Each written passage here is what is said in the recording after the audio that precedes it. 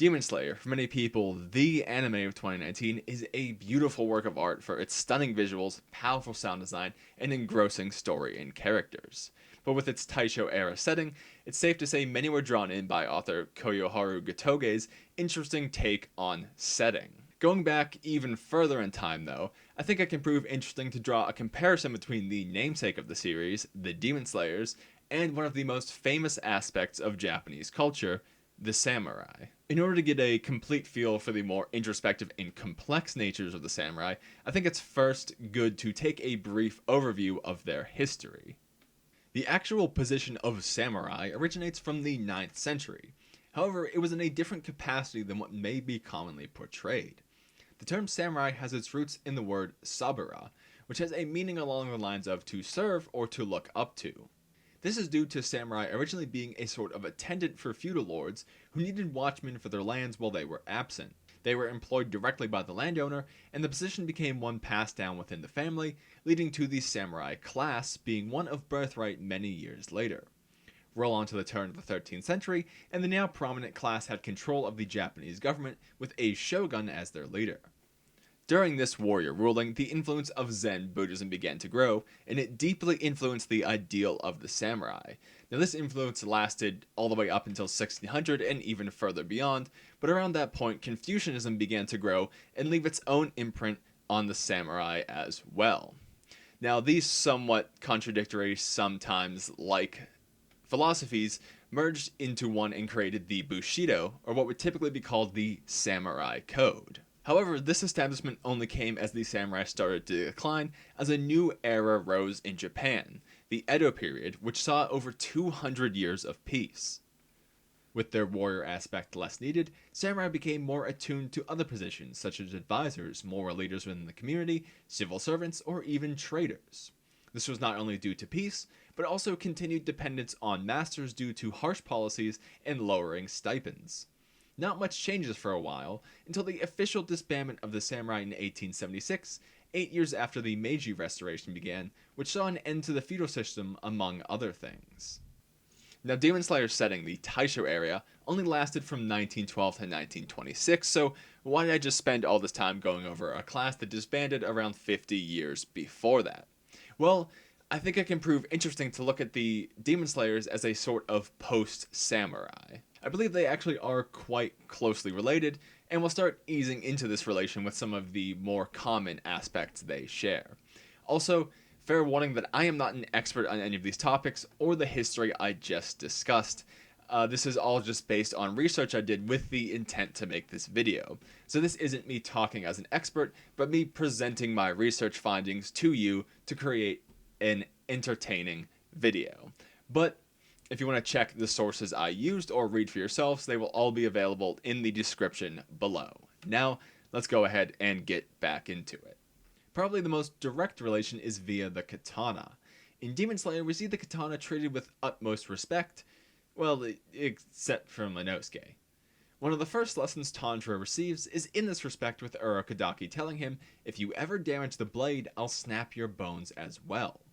When it breaks against Rui in the heat of battle, he still gives apology for his lack of care, and even when most would say it wasn't his fault. This may come off as over the top, but it's actually not too far from the case. Now, the katana became the symbol of the samurai, especially because legally only they were allowed to carry them. This extended so far into some beliefs that it was stated that a man's soul resided within his sword. This is why the craftsmen in Demon Slayer appear so over the top about their work, because it really is that important to this samurai ideal. Now, we can also see more of this soul-blade connection after the final selection, when the new Slayers are asked to choose an ore for their swords despite having no knowledge of the ores in general. This creates a deeper soul connection where they have to pick something they're drawn to craft the sword that will house their soul, in a sense. A common pitfall in anime is having one-on-one fights even with other characters around. Now, Demon Slayer clearly isn't Dragon Ball Z levels of stand and watch, as the characters are often thrown, literally, into solo combat. It makes for a more compelling scene, in fact so much so, an actual samurai would have to agree with you.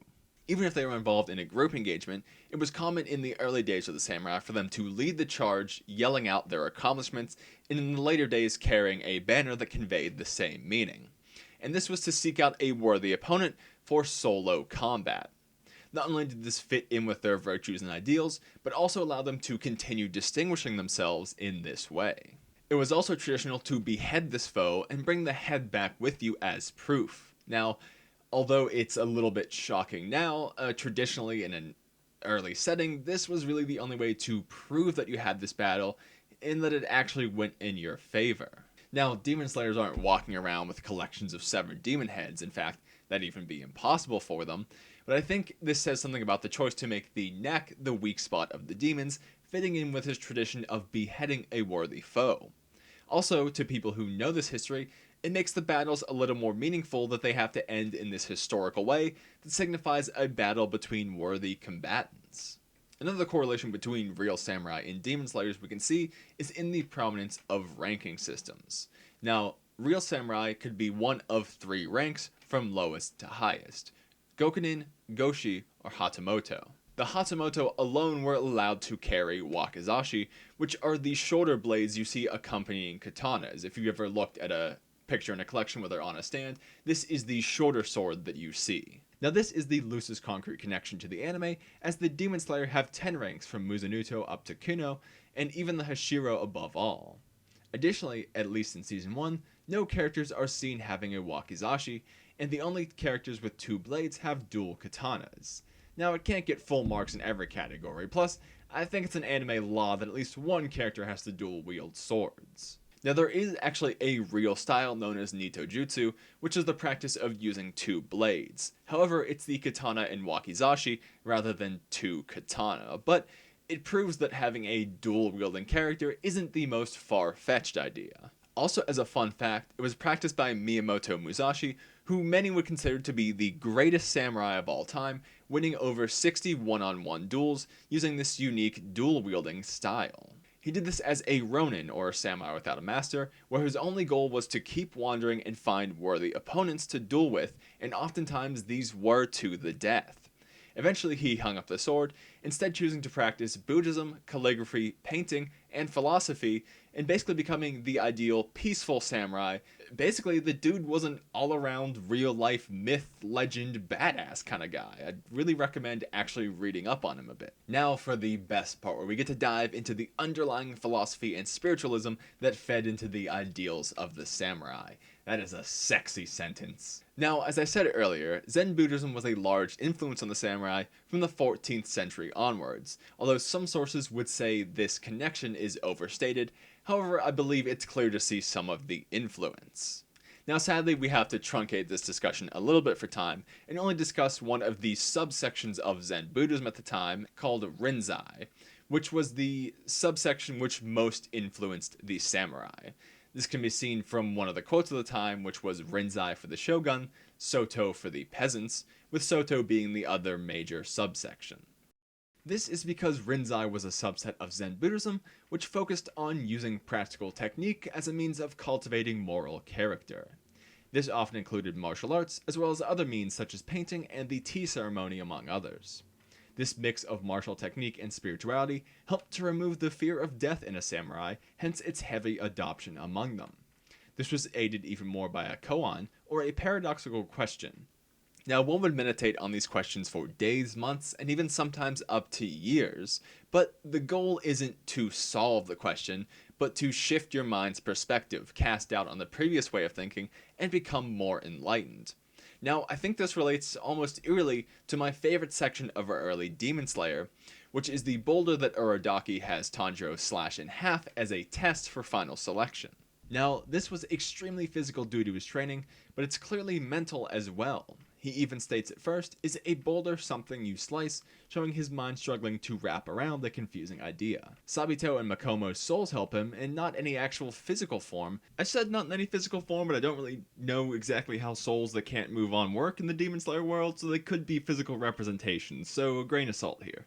And they adjust his mental state greatly as well, displaying his error in simply memorizing total control breathing as a fact, and not embracing it. We see that once Tanjiro solves the problem, he views the world in a different way, as his duel with Sabito was actually slicing the boulder.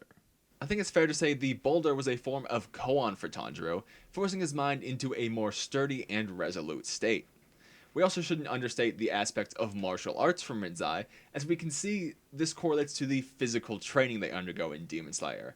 Now, Tanjiro, Inosuke, and Zenitsu all go through hell and come back many times to get to the state that they're in. With Tanjiro specifically, we see how resolute and determined this training makes him, transforming him from a begging child in episode 1 to a steeled fighter able to go on par with a 12 Kizuki. In this way, the physical aspects aid the mind in becoming more of a true samurai, adhering to the code we'll be covering shortly. The other spiritual influence behind the samurai was Confucianism, which, although it became more prominent from the 17th century onward, shouldn't be understated beforehand as well. Now, this in many places was contradictory to Buddhism. The easiest example to explain this with is the low importance Zen Buddhism places on words, seeing them as a mere conveyance for communication. In Confucianism, words have inherent meaning to them. The virtues held high in this belief were also more connected to the world, such as loyalty and trustworthiness, but also humaneness. For example, the golden rule originated from Confucius as what you do not wish for yourself, do not do to others, and was later expanded upon by suggesting that being truly humane led one to become mystically one body with everything in existence. It could be said this connects with their concept of the generative force. This is somewhat of a response to the Buddhist idea that the world is insubstantial, and could be very roughly called a life force of sorts, or more technically, the transformative stuff of all that exists in the unending process of becoming. Somewhat of a value inherent to all things, this is common everywhere. The last aspect we'll cover directly from Confucianism is that of the mind, which encompassed both this generative force and also principle, which was a sort of inherent morality subject within all things. The mind could be discussed as the emotions that sprung from it, covering anger, fear, happiness, and many more.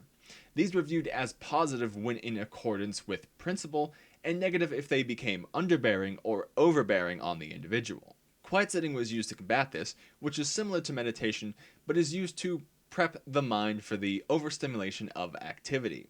Now, they should be distinguished where meditation is a means to its own end, meaning it has inherent value, and quiet sitting was simply used as a means to another end, being that sort of stimulation preparation. Let's start by unpacking this generative force. As a life force-like connection between all things, I think this could have some relation to the breathing techniques that are used in Demon Slayer. Now, I can't find the source for this, but I believe it was stated that the elemental effects of the techniques were not real and only perceived by the mind. However, this does come off as weird with the various interactions they have on the real world. But if these are really just being perceived or not, it would have to be communicated in some way, and what better way than something inherent to existence? I think it would be fair to say that the elements are a tap into the generative force, with the Slayers being some of the most naturally tuned individuals alive, their own attunement allowing them to manipulate this force in others and other objects. Now, that's great, but it really isn't strictly about samurai, and I haven't even covered half of what I talked about in Confucianism yet. This is because it's best viewed through the lens of the ideal samurai. This was laid out in the Bushido, which, although influenced by Zen Buddhism, demonstrates many of the traits that are viewed highly in Confucianism. These 8 principles, or 7 if you discount the final one, which isn't always listed, are justice, courage, compassion, respect, integrity, honor, loyalty, and self-control. With the golden rule focused on humaneness, loyalty, trustworthiness, self-control of emotions, and even more it could cover, it's easy to see how massive an influence it was to the Bushido. That's great, but again, how does this relate to Demon Slayer? Well, we're going to look at how it portrays the ideal samurai, as well as how Demon Slayer takes a look at the actual samurai. Tanjiro easily grows to encompass all 8 of these principles. His justice steeled even as he shows compassion for his foes, courage to run in at the first hint of danger, respect for his blade and teachers, integrity in his open and truthful personality, honor put on the line for his sister with loyalty to her as well, and the self-control from his cool head in battle and mastery of constant concentration. With how massive a cultural influence the samurai are, it's likely that these directly influenced Tanjiro's character. However, we can see where he falls from being ideal a little bit in his placement of loyalty to family over master. Normally, this would be the other way around, with family being more encompassed within honor. So, as an action protagonist, Tanjiro's intense loyalty to family first is somewhat unideal, even though we'd view it as quite reasonable today. In a way, though, we can see a point the anime may be making through him about these idealistic goals. Looking at every other Slayer, we see no one else who keeps up as well in every category all at once. Even the Hashira, who are the strongest alive. In fact, even they aren't 100% loyal, as seen by their unwillingness to lay life on the line if they're wrong about Nezuko, as Tanjiro did, even if they bend to almost every will of their master. Even the one who did, Giyu, has outbursts with Tanjiro and goes against his master's rules just beforehand. Shinobu puts up a false front, failing on integrity, and many of them lack compassion in some respect. With their status, many of them seem to fall to elitism, a very real problem among the samurai. This was aided by the government, who gave them the ability to correct those being disrespectful, among other vague protections. Now, from this rose Sujigiri, which is the practice of testing out a new blade on a random passerby. Seriously, they made a word for it. Now, with years of romanticization, it's easy for these kind of darker, less ideal aspects to have been phased out. The samurai came to be known as strictly coded and pure, as many likely were, but real accounts show that cunning and survival could outweigh this code. Some even changed sides mid-battle. Demon Slayer may be providing some commentary on this and an unattainable goal. Tanjiro creates an adaptation of the Bushido in a sense, extending its principles where needed and trimming them where not. He maintains what's important to him over blind loyalty, and extends humaneness to demons where almost no others do. In failing to be perfect, he becomes something most would agree is more noble. There's even more I don't have time to cover, like samurai having respect for the arts, the truthful application of seppuku, the quick one-hit kills, the kind of lineage aspects. There's a lot more to unpack, but I don't want to take up your whole day with this video, and they're all represented lightly in the anime. Overall, it's very refreshing to see an anime adapt these real-world concepts into itself, and not only not lose anything entertainment-wise, but actually gain something from it. Also, I hope this video was entertaining in a similar way, where we were able to take a look at history and philosophy, and some real-world things and how they incorporated into this anime. Essentially, it was kind of me sneaking a history and philosophy lesson under your noses with some anime. And if you did enjoy it, consider leaving a like or subscribing for even more great videos like this, or leaving a comment letting me know if you liked it, if you didn't like it, if there's anything I missed or got wrong, or if you have anything to add to the discussion as well, because that is my favorite part, is making a community out of this and seeing what you all have to add as well. For even more Demon Slayer goodness, you can check out the other video that's on screen right now, which is me discussing why Rui was actually one of the best characters for the development of the series. Anyway, I'll stop rambling here, let you get on with your day. So, thank you for watching, and I hope I'll see you again soon.